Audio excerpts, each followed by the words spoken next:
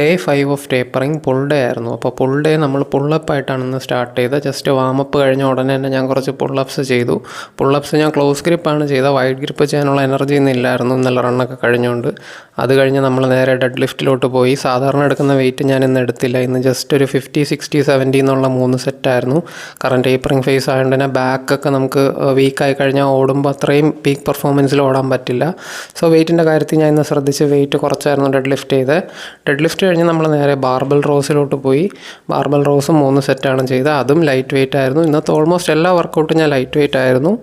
നമ്മുടെ സ്ട്രെങ്ത് എത്ര ഇമ്പ്രൂവ് ആയെന്ന് അറിയാൻ ഇടയ്ക്ക് ഇങ്ങനത്തെ വർക്കൗട്ടൊക്കെ നല്ലതാണ്. അപ്പോൾ ഇതൊരു 20 kg ബാർബലും 5 kg രണ്ട്, അങ്ങനെ ടോട്ടൽ 30 kg ഇട്ട് ഞാനിന്ന് ബാർബൽ കേൾസ് ചെയ്തതാണ് ബൈസപ്പിന്. ഇതെനിക്ക് ചെയ്യാൻ പറ്റുമെന്നുള്ള പ്രതീക്ഷയൊന്നുമില്ലായിരുന്നു. ചുമ്മാ ട്രൈ ചെയ്ത് നോക്കിയാണ്. അപ്പോഴാണ് നമ്മൾ എത്രത്തോളം സ്ട്രോങ് ആയെന്നുള്ളൊരു ഐഡിയ നമുക്ക് കിട്ടുന്നത്. അതിനുശേഷം മുകളിൽ പോയി തിരിച്ച് നേരെ നമ്മുടെ ബാക്ക് വർക്കൗട്ടായിരുന്നു. അപ്പോൾ ലാറ്റ് പുൾ ഡൗൺസ് ചെയ്തു.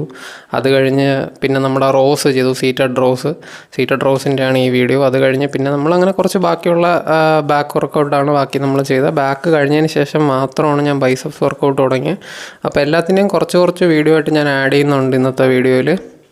ബൈസപ്സ് വർക്ക് കൂടുതലും ഞാനിന്ന് കേബിളിലാണ് ചെയ്തത്. കാരണം ബാർബലും ഡമ്പലും അധികം എടുത്തില്ല. എന്നാലും ഓരോ വർക്കൗട്ട് വീതം ചെയ്തു. കാരണം വേറെ ഒന്നും കൊണ്ടല്ല, നമുക്ക് റൺ ചെയ്യുമ്പോൾ കൈ പ്രോപ്പർ മൂവ്മെൻറ്റ് ഉണ്ടെങ്കിൽ മാത്രമേ നമുക്ക് ആ ഒരു പ്രോപ്പർ റണ്ണിങ് മെക്കാനിസം വരുള്ളൂ. സോ കൈ സ്റ്റിഫ് ആവാതിരിക്കാനായിട്ട് ഞാനിന്ന് ഒരുപാട് വെയിറ്റ് പുഷ് ചെയ്തില്ല. ബൈസപ്സിനും 4-5 വർക്കൗട്ട് മാത്രമേ ചെയ്തോളൂ. അപ്പോൾ അതാണ് നിങ്ങളിപ്പോൾ ഈ കാണുന്നത്.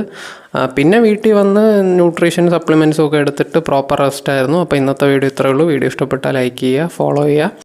അപ്പോൾ നമ്മുടെ ഹാഫ് മാരത്തോൺ ഇനി വളരെ കുറച്ച് ദിവസങ്ങളേ ഉള്ളൂ. അപ്പോൾ ഇനിയിപ്പോൾ ഉള്ള ദിവസങ്ങളിൽ പ്രോപ്പർ റെസ്റ്റ് ആൻഡ് റിക്കവറി ആയിരിക്കും. അപ്പോൾ ആ വീഡിയോസുമായിട്ട് നമുക്ക് ഇനിയും കാണാം. ബൈ.